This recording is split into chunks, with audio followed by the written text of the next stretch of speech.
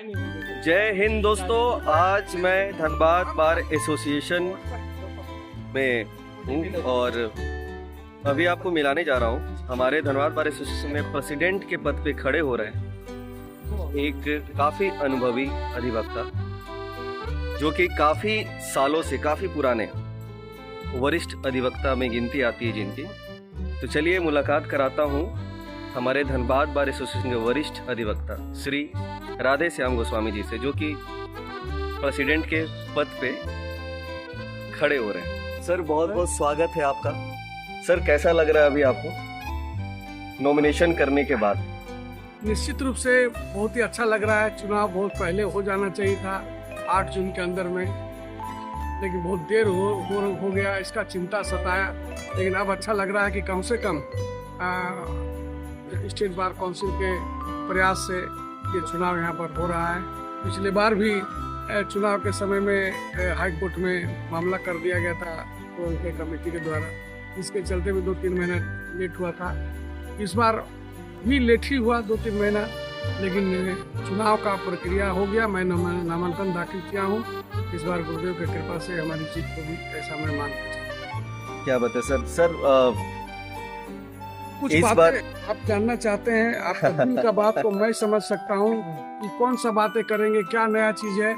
लोगों में G5 का जो कंसेप्ट था वो हम लोगों के पूर्व कमेटी के द्वारा बनाया गया था कि हम लोग G5 हम लोग बनाएंगे। उसका नक्शा भी पहले से है, विजन हम लोग का पहले से था।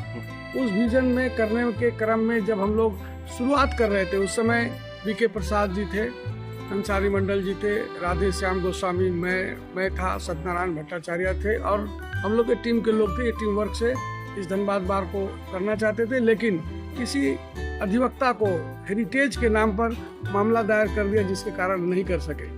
मैं तो निश्चित रूप से कहूँगा ये लोग अच्छा काम किए इस मामले में कि एक भवन का निर्माण किया, लेकिन उस भवन निर्माण के पीछे में जो बातें आई है वो सभी अधिवक्ताओं के जहन में आज भी कौंध रहा है कि अगर ये बार एसोसिएशन के अधिवक्ताओं के वकालतनामा, बेल बॉन्ड, अन्य चीज़ों के पैसे से, फीस से अगर ये बना और जब ये बन गया तो बन जाने के बाद फिर इसका बिक्री क्यों किया गया? अधिवक्ताओं को, खास करके सीनियर अधिवक्ताओं को इसमें स्थान देना चाहिए था जो जहाँ जिस तरह से बैठते थे। आप जान सकते हैं कि यहाँ के सीनियर एडवोकेट सिमरन पाल जो यहाँ स्तंभ है, 50 साल से ऊपर के, श्री समर श्रीवास्तव जो 50 साल के ऊपर के अधिवक्ता हैं, मैंने सपन मुखर्जी, अनिल बनर्जी और सारे कई अधिवक्ता हैं जिनको यहाँ पर ससम्मान निःशुल्क उन लोगों का स्थान मिलना चाहिए। पता लगा लीजिए क्या उनको मिला, और मिला तो कहाँ और किस अवस्था में वो अपने समय को गुजार रहे हैं। कंसेप्ट ये हुआ था कि अगर 5 तल्ला बिल्डिंग बनेगा तो युवा अधिवक्ताओं को 1 तल्ला पूरा दिया जाएगा, जिससे पता चले कि जितने नए लॉयर्स हैं उनको पूरा स्थान मिलेगा। कंसेप्ट तो ये था कि पूरा एक गैलरी, पूरा एक हॉल बनेगा जिसमें महिला अधिवक्ता सभी लोग अपने एक जगह में रहेंगे। कंसेप्ट तो ये बना हुआ था कि नोटरी पब्लिक के लिए एक अलग स्थान सुरक्षित इसी भवन में दिया जाएगा। उसका सबसे ऊपर में चैम्बर बनेगा। कैंटीन का बात हुआ था, डिलक्स शौचालय का बात था, कहाँ है एक भव्य लाइब्रेरी का बात था, कहाँ देखने को मिल रहा है। बल्कि आधा अधूरा, माने अगर कहा जाए कि अस्त व्यस्त अवस्था में जल्दीबाजी में बार के पैसे का दुरुपयोग करने के उद्देश्य से ब्रांडेड कंपनी छोड़ करके जैसे तैसे लिया। हमको तो लगता है कि नक्शा भी सरकार के पास नहीं हुआ है और जनरल बॉडी के मीटिंग के माध्यम से भी ये खर्च नहीं किया गया है। ये स्वतः स्फूर्त है, जो बिल्कुल निंदनीय है, जो अच्छी बात नहीं है। हम यही बताना चाहते हैं, बताना ये चाह रहे थे कि जब बार के पैसे से, संगठन के पैसे से ये भवन का निर्माण हो गया तो संगठन का पैसा का माने फंड खाली हो गया। अब दूसरी बात आती है कि जब खाली हो गया तो पैसा आएगा कहाँ से? लेकिन दुर्भाग्य का बात यह है कि अधिवक्ताओं से, जैसे बैंक मोड़ या किसी और पोस्ट टाउन के एरिया का रेट माने 2700, 2200 या 2400 इस तरह का स्क्वायर फीट के आधार पर अधिवक्ताओं को, वो भी ऐसे नहीं गिड़गिड़ाकर, वो भी ऐसे नहीं कि तुम हमको वोट देगा ना तब तुमको हम देंगे।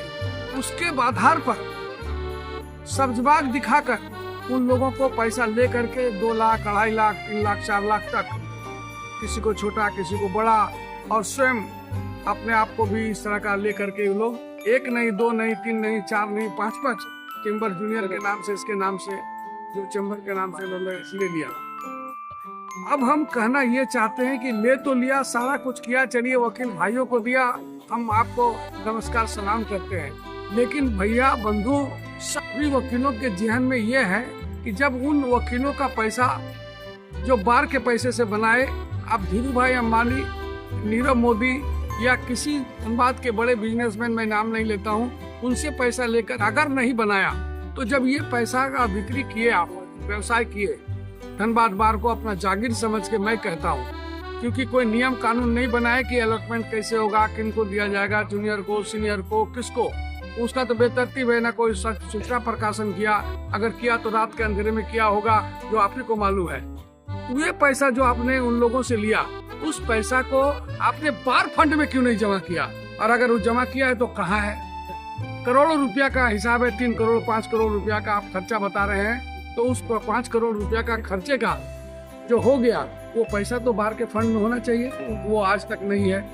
हम कई बार आपके पक्ष में वो बोल देना चाहते हैं कि चलो सीढ़ी का पैसा नहीं मिला होगा, चलो कहीं कहीं कुछ जगह का पैसा नहीं मिला होगा, तो आपने 5000 स्क्वायर फीट में 1000 स्क्वायर फीट को माइनस करो, बाकी का पैसा तो आपने वसूला है, उस वसूली जो किए हैं उसका तो पैसा बार में जमा होना चाहिए। तो भ्रष्टाचार का सबसे बड़ा नमूना उदाहरण है। आपने जो सब्जबाग दिखाया था कि अधिवक्ता को फेस्टिवल अलाउंस दिया जाएगा, आप बताइए फेस्टिवल अलाउंस कहाँ दिए हैं?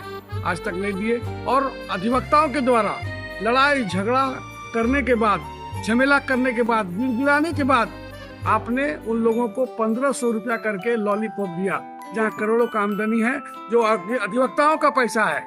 और फेस्टिवल अलाउंस का घोषणा मैंने शुरू में ही, जब मैं ज्वाइंट सेक्रेटरी था, अधिवक्ताओं को दर्द समझा था, अधिवक्ताओं को मांग समझा था, और बीके प्रसाद और सत्यनारायण भट्टाचार्य के समय का बात है, उन लोगों ने मेरे जज्बा को, धनबाद बार के अधिवक्ताओं के जज्बा को, अन्य बारों में भी जो फेस्टिवल अलाउंस मिलने का था, तो इट वाज मी कि उस समय ऑर्डर किया गया कि 275 रुपया will be disbursed amongst all the lawyers on the strong recommendation made by Radhe Shyam Goswami, joint secretary the then. ये उसके आधार पर बांटा। सभी अधिवक्ताओं ने इसको सम्मान राशि के रूप में एक्सेप्ट किया और अपने घर परिवार में मिठाई ले जाके दिया। आज ये कोर्ट का कमाई, इधर का कमाई नहीं। ऐसा गोस्वामी जी, एक नया लड़का आया है जो यहाँ का जॉइंट सेक्रेटरी बना है, और वो हम लोगों को गिफ्ट के रूप में 275 रुपया करके दिया। फिर ये 275 बन गया 500, आने वाले समय में 1000, 2000। उसके बाद हमारे भाई साहब लोगों ने जो घोषणा किया था, उन लोगों ने बंद कर दिया, नहीं देंगे, हम भवन बनाएंगे। तो फिर भवन बना के किसको दिया? 28 कोट बिल्डिंग में जो लोग बैठते थे, क्या वो लोग आज भी नहीं बैठ रहे हैं? 28 कोट बिल्डिंग वाले के लिए घोषणा था कि एक छत में उसको दिया जाएगा। LRDC कोर्ट के अधिवक्ता जो अभी भी प्लास्टिक और ये करके अभी कुछ दिन पहले सेट का कोशिश किया गया, जो पूरा नहीं किया गया है, जो चुनाव का घोषणा के बाद तब बनाया गया।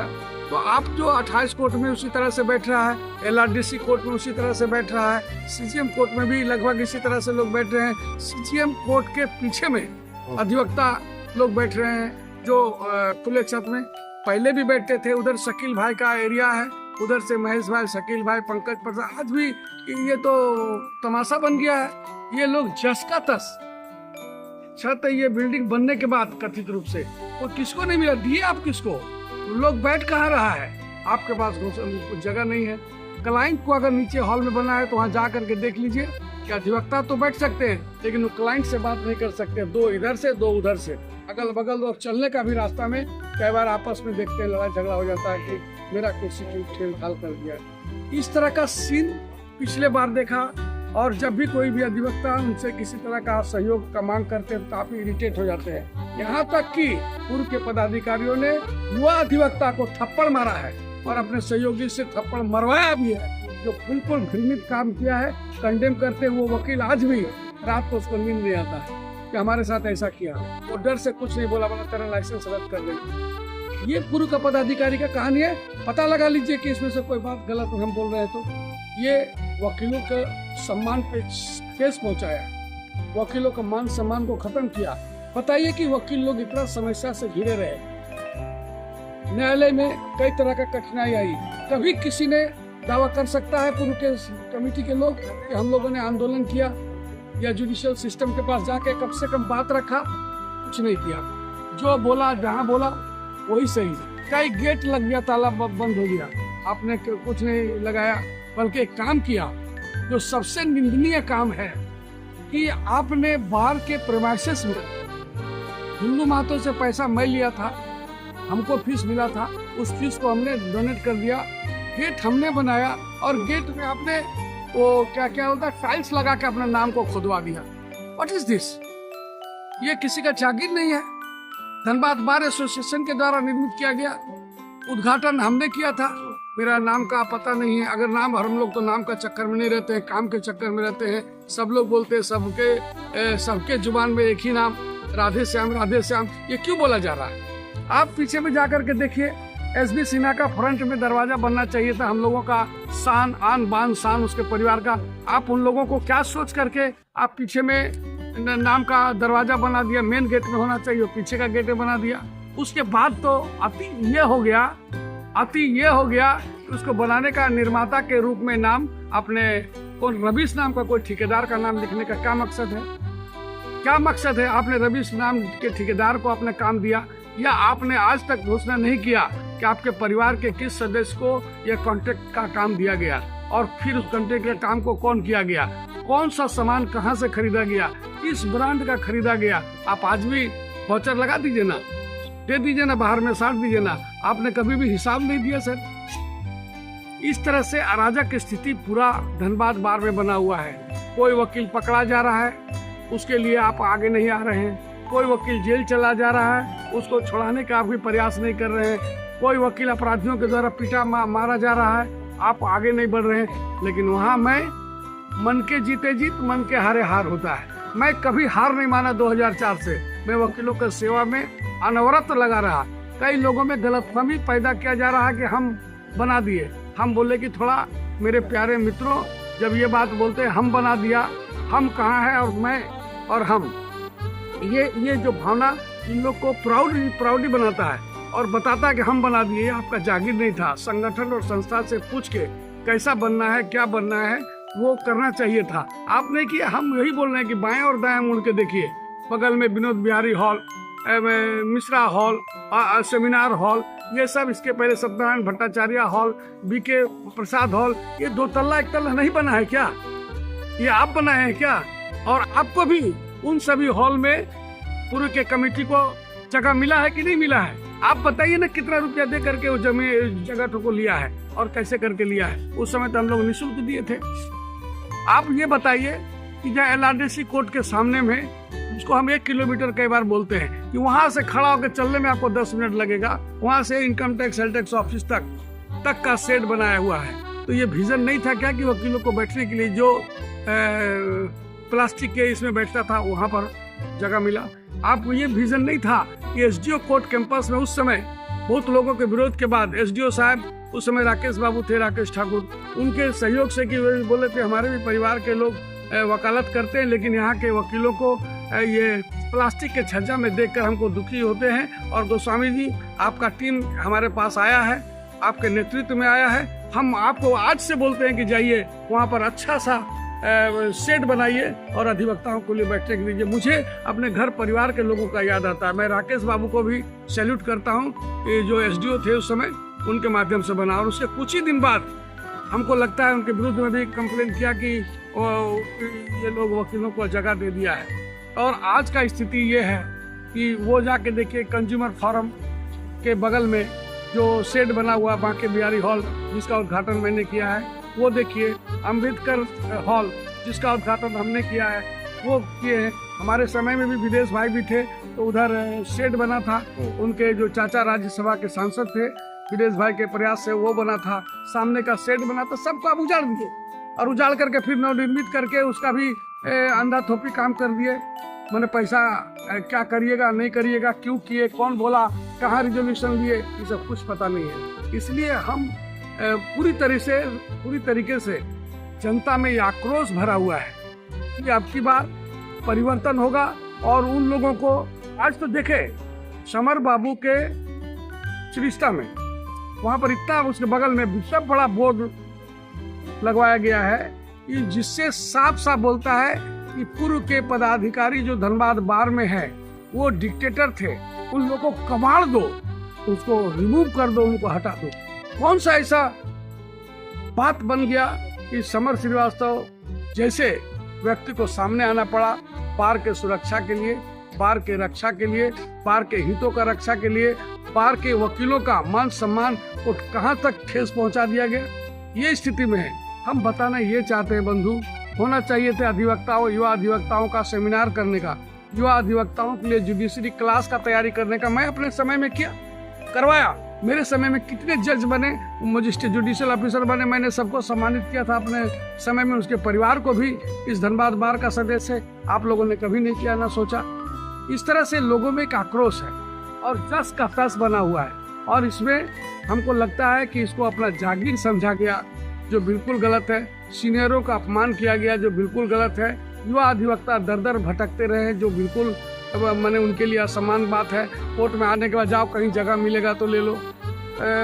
एसडीओ कोर्ट या और अन्य जगहों में किसी तरह का कोई सुविधा नहीं है। कोई बोलने जाता है कि मेरा सुरक्षा का व्यवस्था करिए, तो बोला जाओ थाना में केस कर दो। कई लोग आकर के बताते हैं। तो इसलिए बड़ा दुखद और उचित स्थिति है और लोगों का मांग है। इस बार लोग चाहते हैं कि परिवर्तन हो, और ऐसा परिवर्तन जिसके अधिवक्ताओं को हित का सोचने वाला, जो पल पल का साथी है, जो उनके 12 बजे रात में भी उनके सेवा और सहयोग के लिए जो उदाहरण बना हुआ है।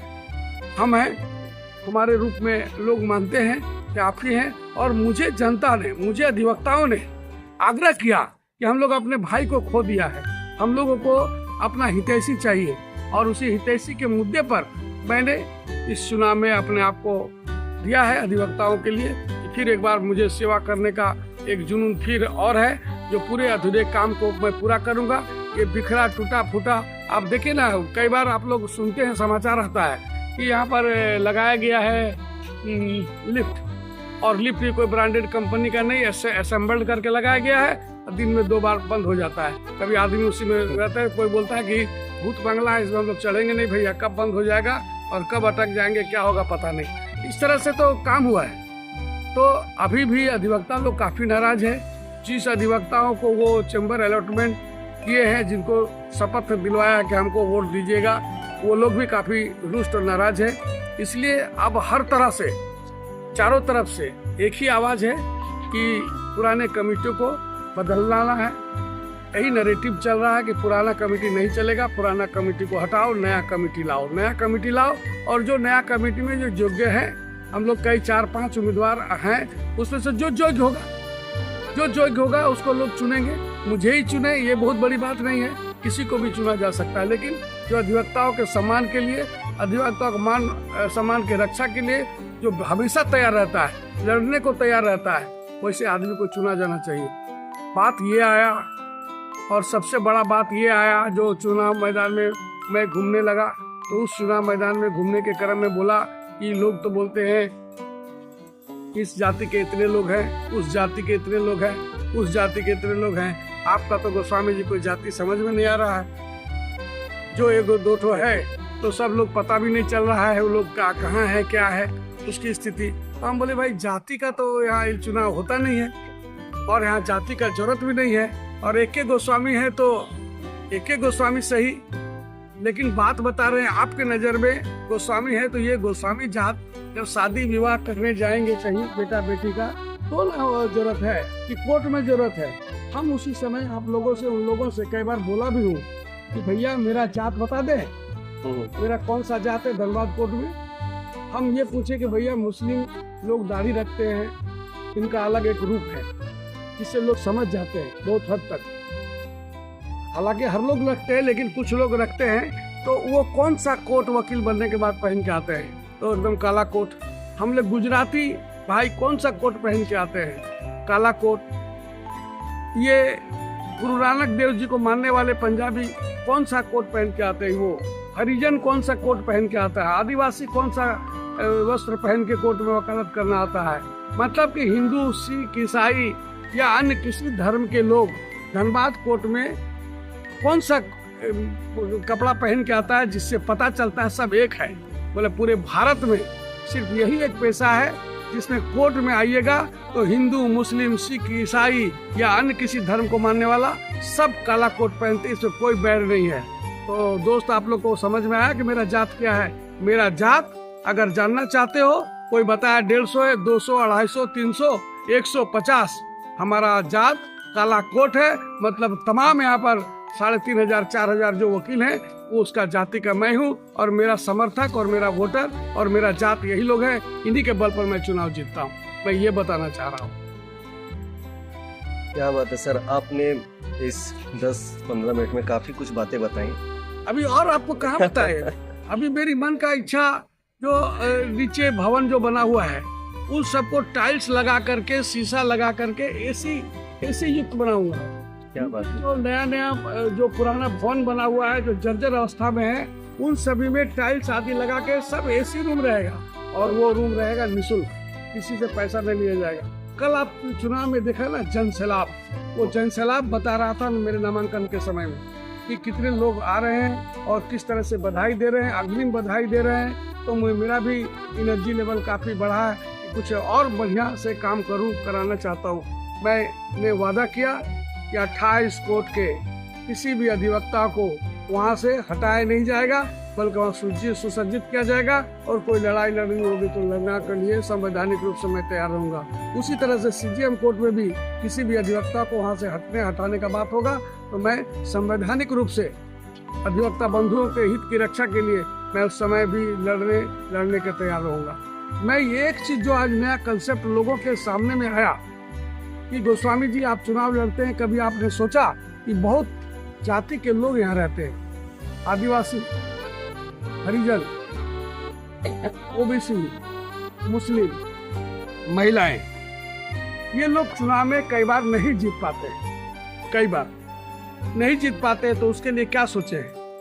उसी समय गुरुदेव की कृपा से मेरे मन में भावना आया कि इस बार मैं चुनाव जीतने के बाद जनरल बॉडी मीटिंग के माध्यम से एक रिजोल्यूशन लेके ये बात का घोषणा कर दूंगा कि इन समुदायों के लोगों को कोऑप्ट करके मेंबर, उनको आमंत्रित सदस्य के रूप में अपने टीम में उनको रखूंगा, उनका सम्मान बढ़ाऊंगा। वो कभी अपने आप को नहीं समझे कि मेरे जाति के कोई व्यक्ति वहाँ पर नहीं है, जबकि जाति पर हम ज़्यादा जोर नहीं देना चाहते हैं, लेकिन उस जाति के लोग रहते हैं और चुनाव जीत नहीं पाते हैं संख्या कम के कारण या अपने कर्तव्य निष्ठा के कारण, तो हम लोग उसको स्थान दे के उनको सम्मानित करेंगे। ये एक नया कंसेप्ट गुरुदेव की कृपा से हुआ है।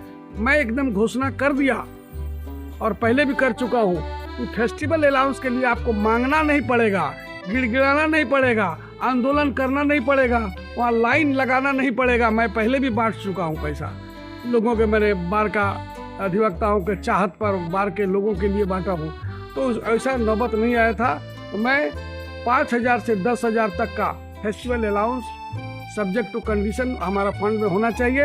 मैं फेस्टिवल अलाउंस के रूप में हर साल उन लोग को देने का काम करूँ। मैं अभी जब आया था तो उस समय 10,000 रुपया डेथ का होता था तो परिवार को दिया जाता था, फिर 20,000 हमने किया, 25,000 किया, फिर 50,000 किया, फिर बाद में 1 लाख अभी लास्ट है। अभी मैं 2 लाख से 3 लाख, चूँकि वर्त उस समय हम लोग का 5 रुपया, 10 रुपया, 15 रुपया में फिर ये मिलता था, वकालतनामा मिलता था, और 2 रुपया में बेल बॉन्ड मिलता था। अभी यहाँ पर सारा चीज़ का बढ़ गया है, प्रतिदिन लाखों का 1 लाख से ज़्यादा का आमदनी होता है। तो हम ये सब सोच के रखे हैं कि 2 लाख से 3 लाख मृतक के परिवार को हम लोग निश्चित रूप से देने का काम करेंगे। हमने ये भी अपने प्रपोजल में, अपने मैनिफेस्टो में रखा है युवा अधिवक्ताओं के लिए, चूँकि यहाँ से एडवोकेट जनरल, हाई कोर्ट के जज, हाई कोर्ट का चीफ जस्टिस और सुप्रीम कोर्ट का भी जज, धनबाद बार में पेशा करने वाला वकील, वो एसबी सिन्हा, सदानंद मुखर्जी साहब और कई लोग, मरिथिया साहब तो उनके पिताजी यहाँ थे, यहाँ से करके आगे गए हैं। उनके लिए सेमिनार या न्यायिक क्लास का व्यवस्था किया जाएगा, ताकि वे लोग भी आगे बढ़े और आगे का काम कर सके, धनबाद बार का नाम को काफी ऊंचा कर ले जाए। ये मेरा सोच का एक हिस्सा है। और इस तरह से बहुत सारा काम है जो अधिवक्ताओं के लिए हमको करना है। एसडीओ कोर्ट कैंपस से लेके चारों तरफ अभी भी जर्जर विज करता है, कचरा से भरा हुआ है, दिक्कत में है। तो विजन का बात भी है, तो विजन मेरे पास में है, लेकिन इस तरह का घटिया विजन मेरा नहीं है कि किस तरह से 4 तल्ला 3 तल्ला बना दें और अधिवक्ताओं को नहीं दें। कौन सा अधिवक्ता वहाँ पर खुश है? हमको जाकर के बता दीजिए कि मैं बहुत खुश हूँ, मुझे चैम्बर मिला इसलिए मैं बहुत खुश हूँ। और नीचे का जो भी था उसको भी खरीद बिक्री करने का था। इट वॉज मी कि हमने सभी लोगों को बोला कि ये आपका पैसे का बना हुआ टेबल चेयर, लोग उसका रेट फिक्स करना चाहते थे 2000-4000 लेंगे, लेकिन हम बोले कि वो आपका चेयर है। और उसी समय से रणधीर साहब ही नाम है उसका पूरा, और लोग जा करके वहाँ कब्जा किया, तो कब्जा वाला है, किसी के नाम से अलॉट किया था क्या, और बड़ी मुश्किल से हुआ है। तो हमारे समय में किसी भी अधिवक्ता जाइए, भगत सिंह हॉल, हमने युवा अधिवक्ता लोग मेरे करीब में आए थे, मैं उन लोग के नाम से अलॉट किया। हमको पता चला कि उन लोग को ही बोला खाली करो, सरकारी फरमान निकला था। बहुत सारी बातें हैं इस चुनाव में। अब जनता को बैलेट से जो आक्रोश है वो बैलेट में परिवर्तित होगा, और हम तो समझते हैं कि इस बार ऐसा होगा कि उन लोगों का जो वोट की गिनती होगी, तो हमको नहीं लगता कि फर्स्ट राउंड से ही वो लोग वहाँ पर उपस्थित रहेंगे या किसी से पूछेंगे कि देखो गोस्वामी कितने वोट से आगे चल रहा है।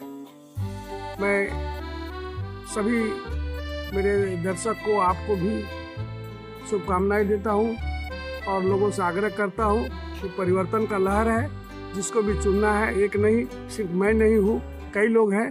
परिवर्तन निश्चित आप करें, ये आपसे मेरा आग्रह है। धन्यवाद। बहुत सारी बातें आपको समझ में आ गई होंगी, और भी बहुत सारी बातें हैं जो आपको नहीं पता है। तो इस वीडियो को अच्छे से सुने, अच्छे से समझें कि इसमें किन किन बातों को रखा गया है, किन किन बातों के बारे में बात की गई है, आपके हित के लिए बात की गई है। तो अगर आप भी चाहते हैं हमारा धनबाद बार एसोसिएशन एक अच्छे हाथ में, एक अच्छे लीडर के हाथ में जाए, एक अच्छे परिवार, क्योंकि हम लोग सभी एक परिवार हैं, और हर कोई चाहता है कि हर परिवार का एक जो सदस्य हो, सबसे बड़ा सदस्य, जो सबसे ऊपर का सदस्य हो, जो ऊपर में रह के भी अपने आप को ऊपर नहीं समझते, एक जैसा समझते, हर किसी को भाई समझते, हर किसी को बहन, हर किसी को अपना परिवार समझते हैं। तो उनके लिए वोट करें, और आपका दिल जो चाहे, जिस चीज़ को आप चाहते हैं, जिस चीज़ को बनाना चाहते हैं, या जो नया कार्य करना चाहते हैं, तो राधे श्याम गोस्वामी सर के साथ जुड़े, और आपको कभी भी झुकना नहीं होगा। ये मुझे दिल से पता है, और मुझे लगता भी है, क्योंकि सर ने इन फ्यूचर जो पास्ट भी है उसमें भी काफ़ी सारे कार्य ऐसे ऐसे किए हैं जो इनके लिए और हम सभी के लिए बहुत बड़ी बात है। तो आप सभी से अनुरोध है कि अपना बहुमूल्य वोट को देकर अपने दिल से जिसको भी आप पसंद करते हैं, सर ने खुद बोला कि सिर्फ मुझे ही नहीं, आपको 500 में से जो अच्छा लगे उनको वोट दें, और वोट देकर उस मुकाम तक पहुंचाएं ताकि आपको आपका हक मिल सके। और अगर आपको आपका हक चाहिए तो आपको पता है कि आपको वोट किसको देना है। जय हिंद, जय भारत।